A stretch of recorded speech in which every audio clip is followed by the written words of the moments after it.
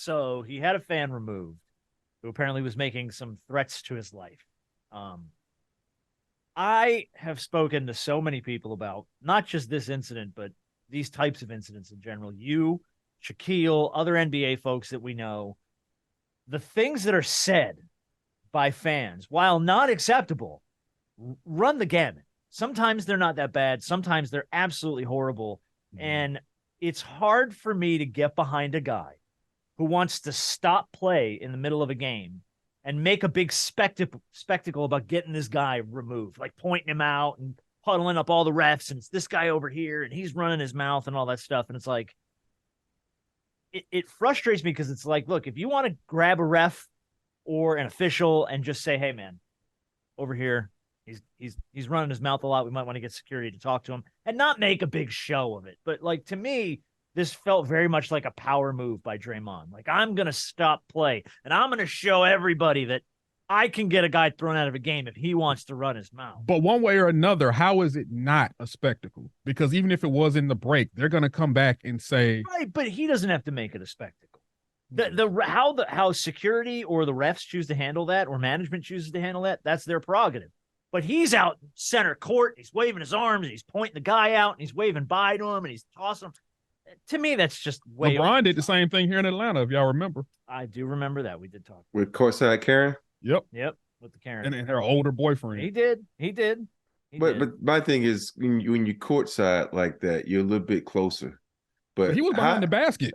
Yeah, he was like about four or five rows deep. He wasn't right on the court, but he was close.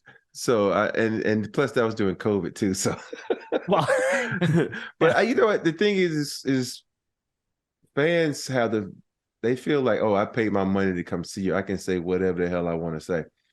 I remember I was in a game the other day and I was cursing. And I looked down, there was a little girl in front of me, and I said, "Oh, I am so sorry." And I apologized to the girl and I apologized to the dad. And the dad looked at me like, you think she don't hit worse in our house? That's what it's still though. I'm like, it's you have to be aware of who you're around before you say certain things. But I also think that Draymond, I think it was a power play because I think he's doing that to let other fans know that we're not going to do that because that could lead into the malice in the palace or other things. But I think about growing up and all the things that I've heard from playing at Auburn, from playing in Alabama in high school, and then playing in the pro. Like, man, it's a part of the game, and people do that to try to get you off your game, so you don't listen to them. And now guys are so sensitive, like, oh, he said this. I'm like, how many times my life's been threatened?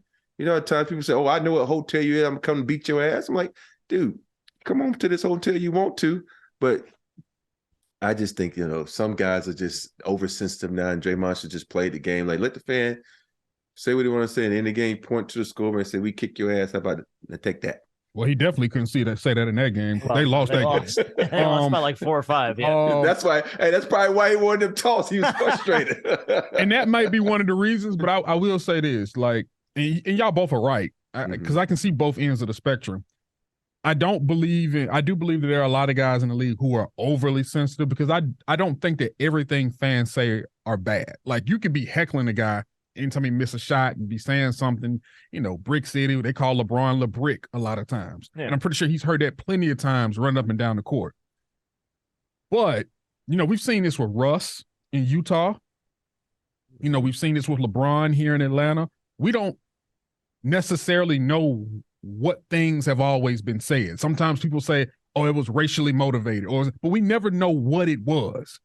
And at the end of the day, a fan is in a lose-lose situation because if an athlete on the floor says, hey, even if you say he's sitting up there talking about my mama or he said something about my mama and you're going to stop that, either way, if he stops the game or it's in a timeout, that fan is going to be kicked out because an athlete had to stop what he was doing to say, now, I don't think it's right all the time, but I do think some of these guys are overly sensitive, but I do think some of these fans say are crazy, and telling on these people and getting them kicked out is better than an athlete going into the stands and knocking you the hell out. That's true. Yeah.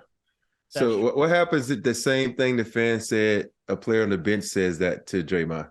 That's exactly what I was thinking. You talking about opposing team? Yeah, like if Yeah. I'm on the opposing team, Draymond said, "I'm gonna fuck you up. Keep on hit me with an elbow. I'm gonna kill your ass." You know, because we said some crazy stuff like that. All right, elbow one time, I'm gonna fuck you up or kill you. Right. And you say these things out of emotion.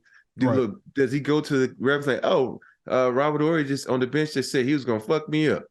You know, I want him thrown out. I've Make a big spectacle. I want Robert Horry out of this game. I don't know. I've never seen. I don't know about you. Have you ever seen that happen? I've never seen that happen watching it on TV or being at the game. Because we handle it different. We wait by the bus. Yeah, we go in the locker room. We go in the hallway, like back hallway. Right. we handle that in the back. You know, you want to step to me. You want to be Mr. Tough Guy on the court.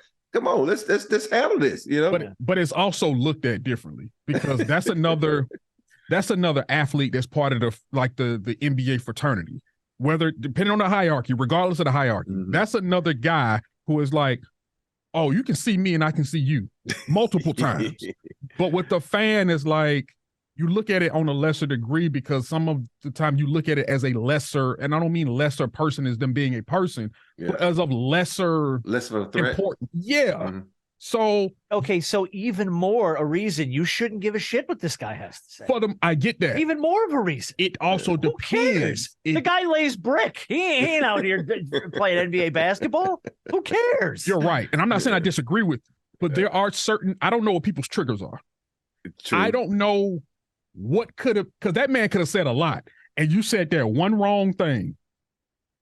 Oh, now we're gonna because it's either I come into the crowd and I knock your head clean off your shoulders, or I go get a ref to tell him to escort you out. One is a lot safer than the other. And I think that he did the right thing by telling the ref and not trying to go into the stands. I'm not even debating that. My argument here is the spectacle of it. Oh, because you can grab a ref on the sideline when there's a timeout and go, yo, third row, blue shirt.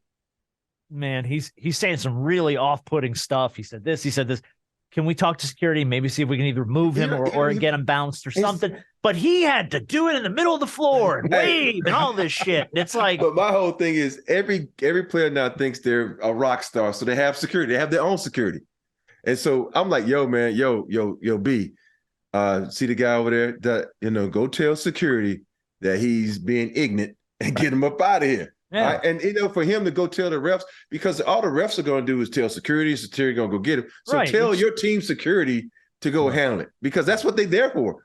And that way the game can still go on, because the guy ain't got nothing up in the he ain't bringing nothing into the arena, because they make you go through metal detectors. Yeah. And if you rush to court, it should be 15-on-1. So you know what I'm saying? If you rush to an attack, you maybe 30-on-1 at the other team. Your ass kicked. You get handed to you by players, by security, by everybody. Yes. But like fest. This was just about, for me, this was Draymond trying to make a statement to every other fan that wants to come to a game and run their mouth.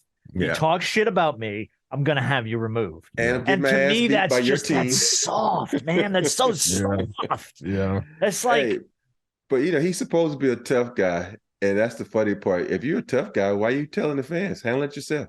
Well, see, this is where I want to know, just for clarity's sake. And I know we may never know, because then it's about what he said versus she said. Or he said or he said, and then there's the truth. I be wanting to know what the fans said, just for clarity's sake. And then and then I can determine, and I can't even determine whether or not I could be like, oh, that ain't that bad, but it might be bad for him. Okay, cool. Or it could be like, oh yeah, I can see why he reacted that way. Yeah. I can see that. So sometimes I just want to know, because I feel like the story is incomplete if I don't know. If you're going to tell this far, tell me the whole thing. Exactly.